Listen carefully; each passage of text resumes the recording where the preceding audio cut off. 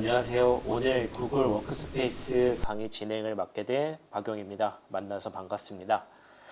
우선은 구글 워크스페이스가 무엇인지에 대해 설명을 드리면 클라우드 기반의 협업 소프트웨어 도구 모음이라고 생각하시면 됩니다. 그래서 클라우드라는 조금 어려운 단어가 있긴 한데 클라우드를 뭐라고 생각하시면 되냐면 온라인이라고 생각하시면 되고 인터넷 기반의 협업 소프트웨어 도구라고 생각하시면 돼요.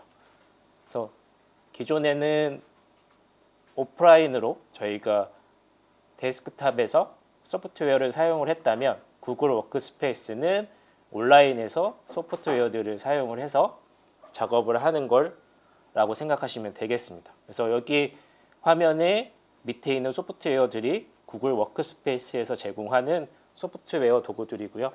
아마 익숙하게 사용하시는 분들도 많이 계실 겁니다. 그 다음에는 이제 비영리 버전의 구글 워크스페이스를 어떻게 이용하느냐를 설명드리면 총 두 가지 단계로 이루어져 있습니다. 첫 번째는 테크숲 코리아에 가셔서 단체 등록 및 인증 토큰의 발급을 받으시는 게 첫 번째 단계고요. 두 번째는 이것을 토대로 구글 사이트에서 비영리 신청을 하셔야 이 구글 비영리 버전의 구글 워크스페이스를 이용하실 수 있어요. 그래서 제가 이 PPT 화면에 링크를 달아놨습니다. 그래서 이 링크를 클릭하시고 가시면 첫 번째 이 테크숲 코리아에서 이 해당 페이지 내에서 설명을 읽어보시고 진행을 하시면 되겠습니다. 그리고 두 번째는 이 사이트 가셔서 비영리 단체 프로그램을 신청을 하시고 진행을 하시면 됩니다. 그래서 여기서 신청 자격을 읽어보시고 진행을 하시게 되면 구글 워크스페이스를 이용하실 수 있습니다. 그리고 여기 유튜브 링크를 클릭하고 가시면 이 첫 번째, 두 번째 단계를 어떻게 설정을 하는지에 대해서 영상을 보실 수가 있으세요. 그래서 요거 영상을 시청하시면 도움이 많이 되실 거라고 생각이 듭니다. 그 다음으로는 저희가 이제 신청을 받고 비영리 버전은 다른 것과 어떤 게 좀 다른지 설명을 드리도록 하겠습니다. 여기 화면에서 마찬가지로 이 링크를 클릭하고 가시면 어떤 기능들이 있는지 그리고 다른 버전들과 무엇이 차이가 나는지를 더 확인하실 수 있고요. 일단은 비영리 버전의 구글 워크스페이스는 무료라는 게 장점이 되겠고 오른쪽에 있는 이제 비즈니스 버전들도 사용하실 수 있는데 이것도 비영리를 등록하셔서 사용하면 기존에 사용하는 것보다 할인된 가격으로 사용을 하실 수가 있습니다. 주요 특징들을 좀 보면 저희가 이제 비디오 회의를 할 때는 100명이 참여가 가능하고 각각의 30GB 정도의 한 명당 30GB 정도의 저장 용량을 사용하실 수 있고 이제 기본적인 기능들이 사용하실 수가 있습니다. 그래서 이 해당 링크를 좀 클릭하고 들어가게 되면 영어긴 한데 각각의 기능들별로 차이를 확인하실 수가 있어요. 그리고 더 디테일하게 보고 싶으신 분은 이 페이지 화면에서 이 부분을 클릭하고 들어가면 굉장히 자세하게 기능들별로 어떤 게 차이가 나는지를 확인하실 수가 있으십니다. 첫 번째로 저희가 확인해 볼 거는 구글 워크스페이스에서 관리라는 툴인데 이걸로 이동을 하기 위해서는 첫 번째로 구글이 로그인 되어 있는 상태에서 여기 점을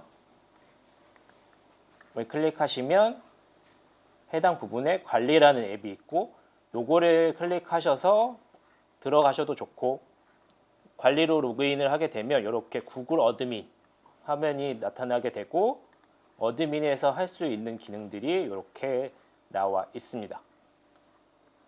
각각에 대해서 좀 짧게 빠르게 알아보는 시간을 좀 가져볼까 합니다. 그래서 이렇게 관리 화면에 로그인이 되어 있으면 제일 먼저는 저희가 가장 많이 사용하는 계정을 등록하는 건데요. 저희가 단체나 어떤 조직을 운영하게 되면 각각별로 이메일을 발송하거나 아니면 이메일을 받아야 되는 경우가 있죠. 그래서 그런 경우는 사용자 추가할 수 있는 부분이 이 사용자가 되겠습니다. 그리고 이 결제는 저희가 지금 구글 워크스페이스를 사용하는 버전 있고 결제가 청구되는 것들을 관리하는 기능이 되겠습니다.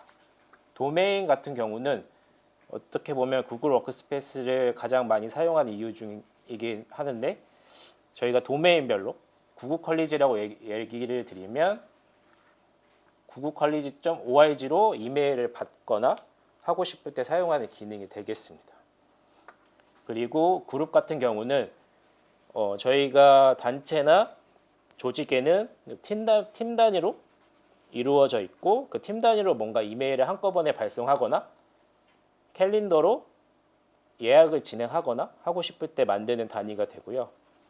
그래서 보통 뭐 홍보팀이면 홍보팀, 뭐 임원진이면 임원진 이렇게 이제 그룹을 만들어 놓고 한꺼번에 메일을 발송하거나 할 때 사용하는 기능이 되겠습니다. 앱 같은 경우는 한번 들어가 보면 그 구글 워크스페이스에서는 되게 다양한 앱들을 사용을 할 수가 있습니다.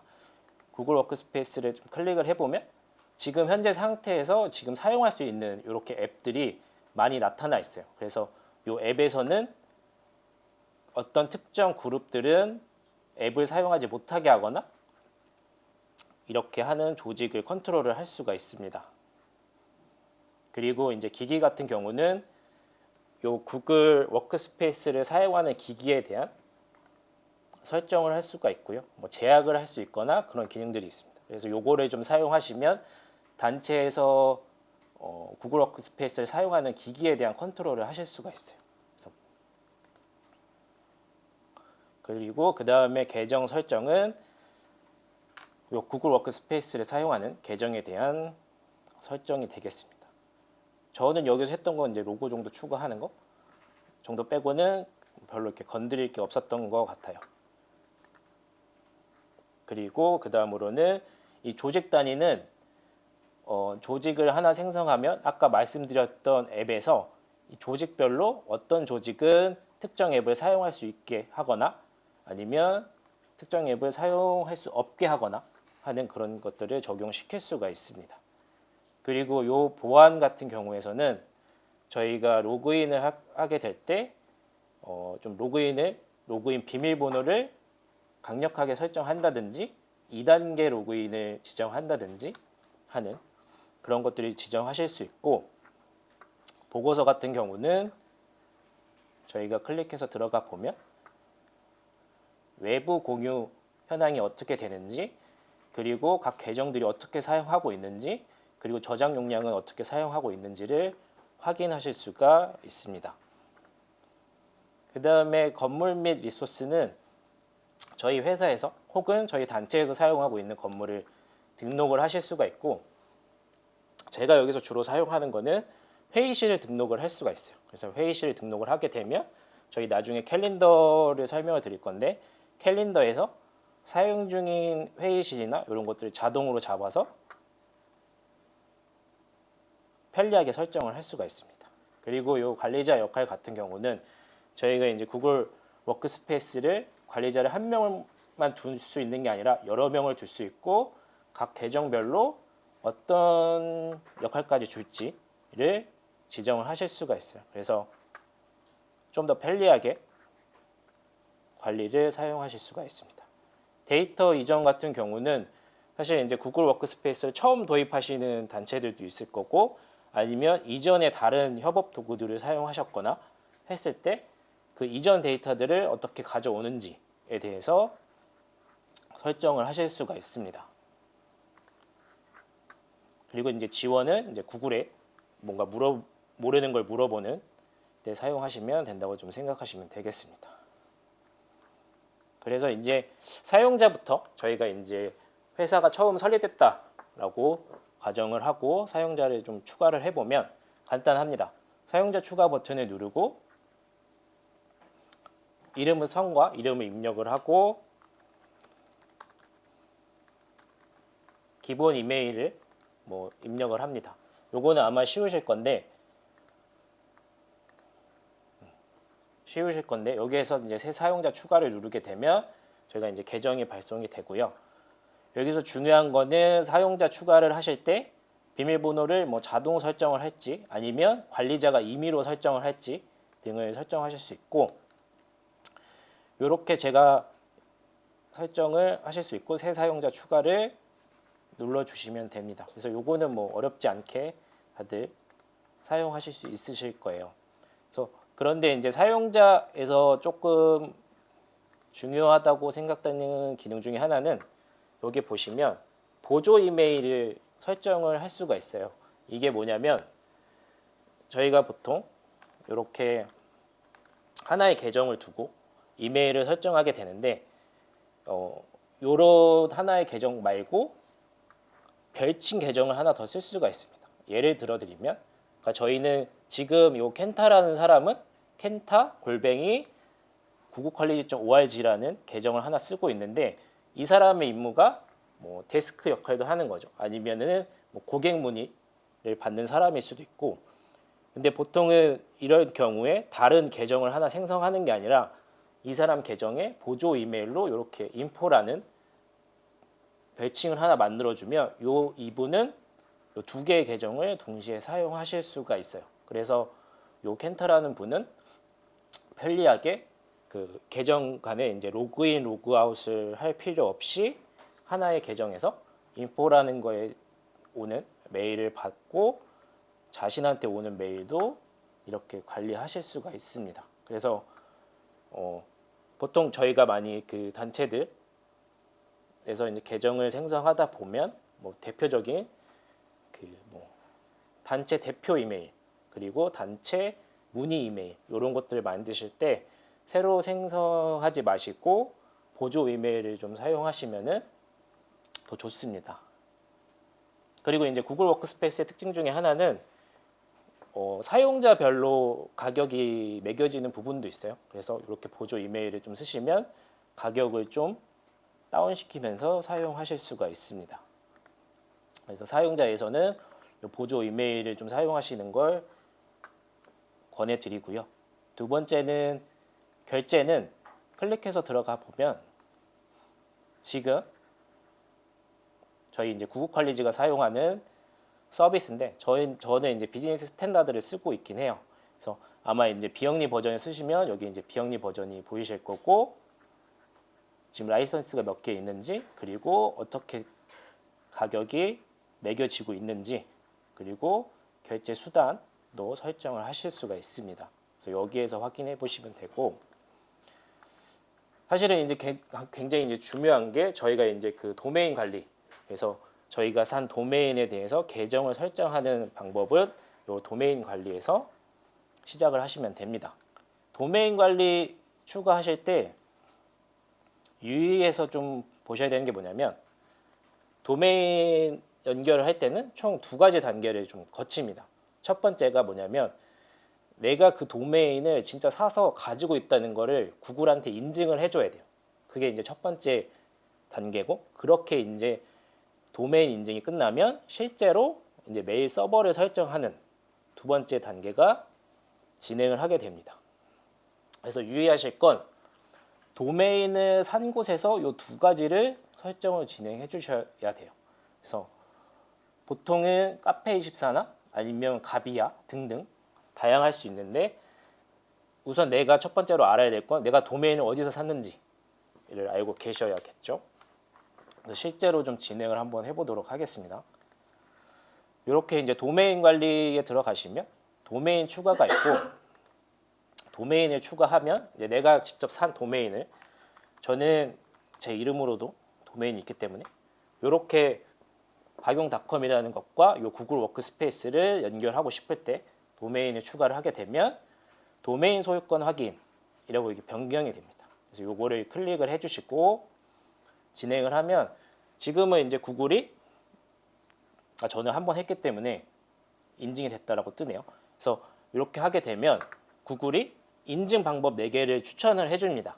그게 뭐냐면 첫 번째는 txt 레코드, 뭐 CNAME, 메타 태그, HTML 파일 이렇게 4가지 중에 하나를 골라서 인증을 진행할 수가 있는데 txt 레코드와 CNAME 레코드는 그 도메인을 있는 산 곳에서 설정하는 것이고, 메타 태그와 HTML 파일 업로드는 저희가 그 웹사이트 소스 코드를 변경해야 돼요. 그래서 이 두 가지 방법 중에 더 편리한 걸 하시는데 아마 txt 레코드나 clame 레코드를 건드시는 게 더 쉬우실 거예요. 그래서 이렇게 다음에 진행해 주시면 되고, 제가 한번 이제 카페24, 저는 이제 카페24에 등록이 되어 있기 때문에 카페24로 이동을 하셔서 좀 어렵긴 하지만 이렇게 DNS 관리라는 걸 좀 찾으셔야 돼요. 요게 카페24로 로그인 하신 다음에 DNS 관리 부가 서비스에 DNS 관리로 오시면 되는데, 요거는 도메인을 사신 사이트에 따라서 조금 다르실 거예요. 하지만 어쨌든 DNS 관리를 좀 찾으셔서 우리가 연결하기 원하는 도메인에 클릭을 하시고 DNS 관리를, 여기 보시면 아까 그 권장사항 4개 중에 txt 레코드가 있는데 여기 보시면 txt 관리라는 게 있어요. 그래서 여기에서 txt를 추가를 해주시면 구글에서 자동으로 인증을 합니다. 그 다음에 이렇게 이제 인증이 끝나게 되면 그 다음에 저희가 뭐를 해야 되냐면, 실제로 이제 인증이 끝난 후에 MX 설정이라고 해서 이게 메일 서버 설정이라는 내용입니다. 그래서 이메일을 활성화 해줘야 돼요. 근데 이것도 역시 도메인 호스트에 가셔가지고 설정을 해주셔야 돼요. 그래서 여기 보면 DNS 관리에 가보시면 여기 메일 서버 관리라는 곳이 있죠. 이렇게. 그래서 MX 관리라고 있고 MX 추가 버튼을 눌러서 저희가 설정을 해주시면 돼요. 여기에. 그래서 한번 해볼까요? 네, MX 레코드 설정을 해보겠습니다.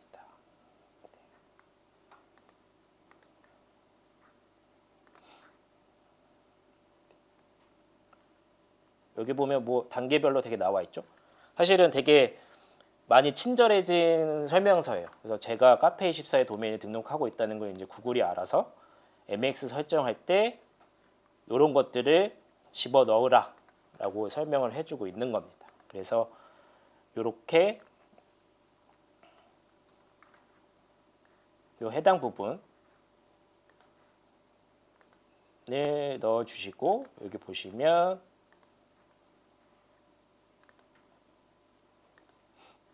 입력란에 1을 입력합니다 라고 해서 1을 입력을 하고 확인을 버튼을 해줍니다. 그러면 이제 이게 첫 번째 하나가 등록이 된 거고,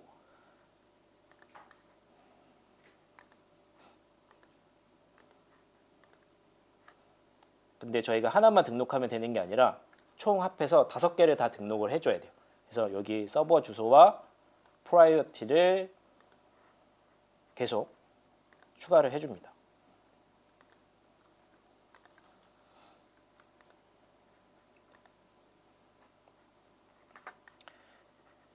한번 계속 쭉쭉쭉 해보겠습니다.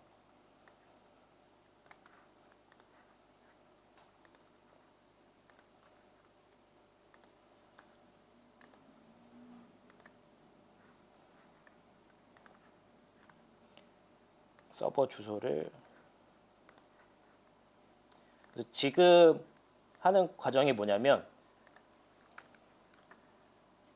이메일이 왔을 때 구글한테 설정을 돌려주는 게 되겠습니다. 그래서 이렇게 총 5가지를 MX 설정을 해주시면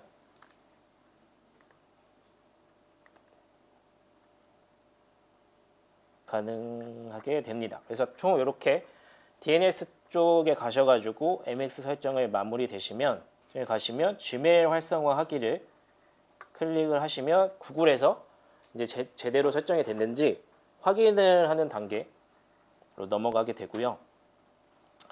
이 과정이 조금 오래 걸리실 수도 있어요. 저는 방금 추가됨이 다 나와 있고 제대로 돌아가고 있는 거를 확인을 했기 때문에 이렇게 활성화가 됐습니다. 그러면 이렇게 활성이 돼 있으면 저처럼 지금 박용닷컴으로 메일을 이제 받으실 수가 있어요. 이메일을 설정하셔가지고. 그래서 저희는 지금 구구컬리지.org라는 도메인 하나와 박용닷컴 두 개를 사용을 하고 있는 거죠. 그래서 이렇게 여러 개 도메인을 같이 사용할 수도 있다라는 거 이제 기억하시면 되고, 사실은 이게 되게 어려우실 수 있어요. 그 IT 지식이 조금 부족하시면 어려울 수 있는데, 그래도 이것 때문에 사용하시는 분들이 굉장히 많기 때문에 한 번 더 훑고 지나가도록 하겠습니다.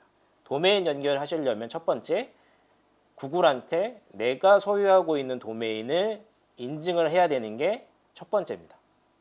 그래서 txt 레코드라는 걸 기억하시고, 내가 도메인을 산 사이트에 가셔가지고 설정을 하셔야 된다라는 거 첫 번째. 그리고 도메인 인증이 끝나면 실제로 내가 이메일을 받기 위한 메일 서버 설정을 해야 되는데, 그거를 이제 MX 설정이라고 합니다. 그래서 이것 또한 도메인을 산 곳에서 MX 설정을 했었고, 저희 총 5개 등록을 했습니다.